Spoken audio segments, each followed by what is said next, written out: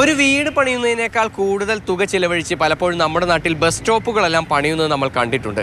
പക്ഷേ തൃശ്ശൂർ കോർപ്പറേഷൻ അതിൽ നിന്നും വ്യത്യസ്തമാവുകയാണ്.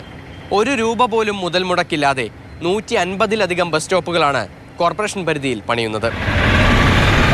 നഗരത്തിൻ്റെ വിവിധ ഭാഗങ്ങളിൽ ബസ് സ്റ്റോപ്പുകൾ ആദ്യഘട്ടം ആരംഭിച്ചു കഴിഞ്ഞു. സീറോ ഡിഗ്രി എന്ന സ്വകാര്യ ഏജൻസിയാണ് കോർപ്പറേഷൻ പരിധിയിൽ ബസ് സ്റ്റോപ്പുകൾ പണിയുന്നത്. ഒരു ബസ് സ്റ്റോപ്പിന് ₹10,000 എന്ന നിരക്കിൽ കോർപ്പറേഷന് വരുമാനവും ലഭിക്കും. ബസ് സ്റ്റോപ്പ് പണിയുന്നതും അതിൻ്റെ പരിപാലനവും എല്ലാം നടത്തുന്നത് സ്വകാര്യ ഏജൻസി. ഇവിടെ വെച്ചിരിക്കുന്ന വീഡിയോ വാളിൽ പരസ്യം കാണിച്ച് അതിൽ നിന്നുള്ള വരുമാനം ഏജൻസിക്കെടുക്കാം. പക്ഷേ കൃത്യമായി പരിപാലിക്കണം, വൃത്തിയാക്കണം. പോസ്റ്ററുകളും സ്റ്റിക്കറുകളും മറ്റും ഒട്ടിച്ച് വൃത്തികേടാക്കാതെ ശ്രദ്ധിക്കുകയും വേണം. തൃശ്ശൂർ സ്വരാജ് റൗണ്ടിലാണ് ആദ്യഘട്ടത്തിൽ ഇത്തരത്തിലുള്ള ബസ് സ്റ്റോപ്പുകൾ പണിയുന്നത്. ഇതിനോടകം തന്നെ റൗണ്ടിലെ പല ഭാഗങ്ങളിലും ബസ് സ്റ്റോപ്പുകളുടെ പണി പൂർത്തീകരിച്ചു കഴിഞ്ഞു.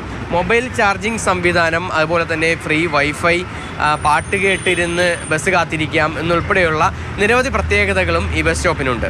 150ഓളം ബസ് സ്റ്റോപ്പുകൾ നമ്മൾ അതുപോലെ വിവിധ ഭാഗങ്ങളിലായിട്ട് ഇപ്പോൾ ഉണ്ട്.